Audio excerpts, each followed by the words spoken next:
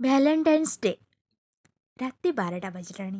କାନ୍ଥ ଘଣ୍ଟାର ton ton ଶବ୍ଦରେ ଚମକି ପଡ଼ିଲା ସୁରଭି। କ'ଣ ଏଯାଏଁ ସାଗର ବେଡ଼କୁ ଆସିନାହାନ୍ତି? ଏତେ ରାତି ଯାଏଁ କ'ଣ କରୁଛନ୍ତି? ସାଗର ମିଶ୍ର ଭୁବନେଶ୍ୱର ବ୍ଲକରେ ଡାଟା ଏଣ୍ଟ୍ରି ଅପରେଟର। ଅଫିସରେ କାମର ବୋଝ ଏତେ ଅଧିକ ଯେ ଡେରି ରାତି ପର୍ଯ୍ୟନ୍ତ କମ୍ପ୍ୟୁଟର ସ୍କ୍ରିନ୍ରେ ବ୍ୟସ୍ତ ରହିଥାନ୍ତି। ସତେ ଯେମିତି ଅଫିସଟା ଘରେ, ଆଉ କିଛି କାହା ପ୍ରତି କର୍ତ୍ତବ୍ୟ ନାହିଁ ତାଙ୍କର। ସୁରଭି କିନ୍ତୁ ଦିନସାରା ଘରେ ଥାଏ। ଘରର ସମସ୍ତ କାମ ସାରି ସେ ଚାହେଁ ରାତି 10ଟାରେ ଶୋଇବାକୁ। ହେଲେ ସ୍ୱାମୀ ସାଗରଙ୍କର ଅଭ୍ୟାସ ଭିନ୍ନ। ଡେରି ରାତି ପର୍ଯ୍ୟନ୍ତ ଅଫିସର କାମ, ମୋବାଇଲରେ କଥାବାର୍ତ୍ତା। ସୁରଭି ଏବେ ସାଗରକୁ ସନ୍ଦେହ ଦୃଷ୍ଟିରେ ଦେଖୁଛି। କେତେବେଳେ ଅଫିସରେ ସାଗର ବାବୁଙ୍କ ମୋବାଇଲ ବ୍ୟସ୍ତ ତ କେତେବେଳେ ସେବାରେ ହିଁ ନାହିଁ। ସିମ୍ ବଦଳାଇବାରେ ସେ ଓସ୍ତାଦ। ଏବେ ପୁଣି ଭ୍ୟାଲେଣ୍ଟାଇନ୍ସ ସପ୍ତାହ। ଲୁଚି ଲୁଚି ସୁରଭି ଚାଲିଲା ସାଗରଙ୍କ ରୁମ୍କୁ। ଭିତରୁ ବନ୍ଦ ଅଛି। ଡୋର କି ହୋଲ୍ ଦେଇ ଦେଖିଲା ସାଗର କାହା ସାଙ୍ଗେ ମୋବାଇଲରେ କଥାବାର୍ତ୍ତା ହେଉଛନ୍ତି। ସେତେବେଳକୁ ସୁରଭିର ରାଗ ପଞ୍ଚମରେ ଦୁଆର ନକ୍ କଲା।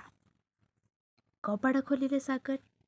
ସୁରଭିର ପ୍ରଶ୍ନ ବାଣରେ ଚୁପ୍ ହୋଇଯାଇଥିଲା ସାଗର। ଠିକ୍ ଅଛି, ମୋତେ ବି ଆସେ। ମୁଁ ବି ବୟଫ୍ରେଣ୍ଡ ରଖି ଭ୍ୟାଲେଣ୍ଟାଇନ୍ସ ଡେ ସପ୍ତାହ ପାଳିବି। ତମେ କେମିତି ସହିବ ମୁଁ ଟିକେ ଦେଖିବି। ସକାଳ ହେଲା। ସାଗର 10ଟାରେ ଅଫିସ ଗଲେ। ବଜାରରୁ ମୋବାଇଲରେ ନୂଆ ସିମ୍ ପକାଇ 10ଟା ନମ୍ବର ଡାଏଲ କଲା ସୁରଭି।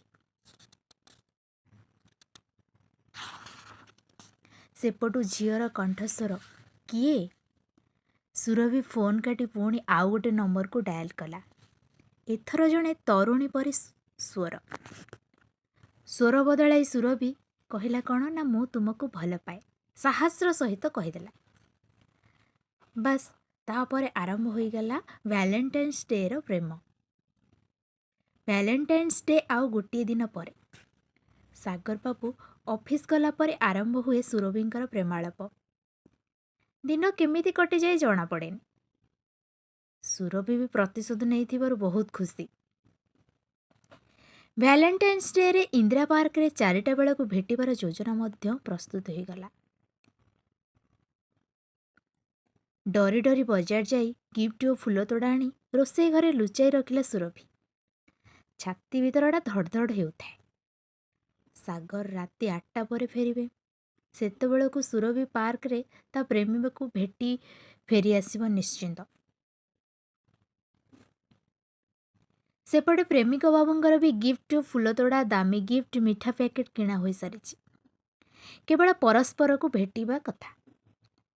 ପ୍ରେମିକ ବାବୁ ବଜାରରୁ ନୂଆ ନାଲି ରଙ୍ଗର ସାର୍ଟଟିଏ କିଣି ସେଣ୍ଟ ସ୍ପ୍ରେ କରି ପାର୍କର ଚୌକିରେ ମୁହଁ ବୁଲାଇ ମୋବାଇଲ ଫୋନ୍କୁ ଅପେକ୍ଷା କରିଥାନ୍ତି। ପରସ୍ପରକୁ ଦେଖିନଥିବା ପ୍ରେମିକ ପ୍ରେମିକାର ଏକମାତ୍ର ସାହା ଭରସା ହେଉଛି କ'ଣ? ମୋବାଇଲ। ସୁରଭି ଚୁପଚାପ ପାର୍କରେ ନିର୍ଦ୍ଦିଷ୍ଟ ସ୍ଥାନରେ ପହଞ୍ଚି ମୋବାଇଲରେ କଲ୍ କଲା। ସାମ୍ନାରେ ମୁହଁ ବୁଲାଇ ବସିଥିବା ବ୍ୟକ୍ତି ଜଣକ ମୋବାଇଲ ରିଙ୍ଗ ହେବାରୁ ପଛରୁ ସୁରଭି ହ୍ୟାଲୋ ବୋଲି କହିବାରୁ ହଠାତ୍ ମୁହଁ ବୁଲାଇଥିଲେ ସାଗର ବାବୁ। ପରସ୍ପରକୁ ଚାହିଁ ରହିଲେ ଦୁହେଁ। ଲଜ୍ଜାରେ ମୁହଁ ତଳକୁ କରିଥିଲେ ଦୁହେଁ। ଭ୍ୟାଲେଣ୍ଟାଇନ୍ସ ଡେରେ ଦୁହିଁଙ୍କ ହାତରୁ ଖସି ପଡ଼ିଲା ଫୁଲତୋଡ଼ା। ପ୍ରତିଶୋଧର ନିଆଁରେ ଜଳୁଥିଲା ସୁରଭି ମଧ୍ୟ। ନିଜର କର୍ମ ପାଇଁ ପଶ୍ଚାତାପ କରୁଥିଲା।